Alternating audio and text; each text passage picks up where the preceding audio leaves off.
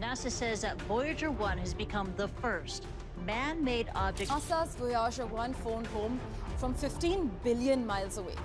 NASA's Voyager 1 probe, the most distant man-made object in the universe, is returning usable information to ground control following months of spouting gibberish. Voyager 1's journey through interstellar space has been nothing short of extraordinary, a mission that was originally designed for planetary exploration but has since become an unprecedented expedition into the unknown. As the most distant human-made object from Earth, it continues to venture into regions beyond the heliosphere, a frontier humanity has never directly observed before. Recently, this ancient spacecraft exhibited behavior that defies all known expectations. After nearly 5 decades in operation, its systems began transmitting peculiar signals that caused deep concern among scientists. These signals were not just random noise or mechanical failures, they exhibited structure and intent, leaving researchers grappling with unsettling possibilities about what Voyager 1 may have encountered. Initially, engineers observed that Voyager 1's communication patterns became erratic. The probe, which had reliably sent data for decades, began to emit what appeared to be gibberish, long strings of zeros and meaningless noise that baffled mission control. At first, these anomalies were attributed to its aging hardware. Given that the spacecraft was launched in the late 1970s and had far outlasted its original mission parameters, such malfunctions seemed plausible. However, the situation took a strange turn when the spacecraft suddenly resumed coherent data transmissions, but with unexpected differences. The high-gain antenna, designed to maintain a consistent orientation toward Earth, had shifted slightly off course. This deviation wasn't random or the result of mechanical drift. It appeared calculated, precise, and deliberate, defying the craft's original programming constraints. This small but deliberate reorientation puzzled NASA engineers, as Voyager 1 was never built to autonomously adjust its orientation in this fashion. The probe's design prioritized energy conservation, maintaining its communication link with Earth while traveling in a straight trajectory away from the solar system. Yet here it was, subtly but unmistakably turning its sensor array back toward the path it had just traveled. Such behavior had no precedent in Voyager's operational history. As mission analysts studied the signal logs, they realized this act of reorientation aligned with a strange anomaly detected shortly before the change in direction. Within Voyager's transmitted data stream, scientists uncovered a faint, low-frequency pulse layered beneath the standard telemetry. Initially dismissed as background noise or interference, this pulse displayed a rhythm that was neither regular nor chaotic, something altogether distinct. Spectral analyses ruled out natural cosmic phenomena such as pulsars or random radio bursts, indicating this signal was unlike anything previously observed in deep space. Its structure implied design, carrying mathematical patterns that echoed human communication protocols, albeit distorted and altered in ways that seemed intentional. It was as though the signal had been crafted to mimic Earth-based communications, offering a chilling form of familiarity. The deeper scientists delved into the data, the more unnerving the findings became. The pulse patterns, once mapped using advanced signal analysis tools, revealed encoded structures that paralleled the Fibonacci sequence and logarithmic spirals, fundamental mathematical forms seen throughout nature, from galaxies to DNA. These fractal-like designs pointed to an intelligence capable of abstract thought and intentional communication. The unsettling part wasn't merely that Voyager had detected a signal, but that it appeared to have been specifically addressed or altered based on Earth's mathematical frameworks, suggesting an awareness of humanity's presence. Compounding the mystery, additional anomalies began to surface following Voyager's reorientation. Subtle but measurable changes were detected in the surrounding magnetic fields and cosmic ray distributions, with data indicating non-random fluctuations that seemed to propagate directionally through space. These shifts weren't merely physical phenomena, they appeared to follow paths that resembled information flows, hinting at the existence of unseen structures or currents that could guide or influence energy and matter. The anomalies resembled invisible streams or waves, not composed of physical particles, but perhaps of encoded information or even intention.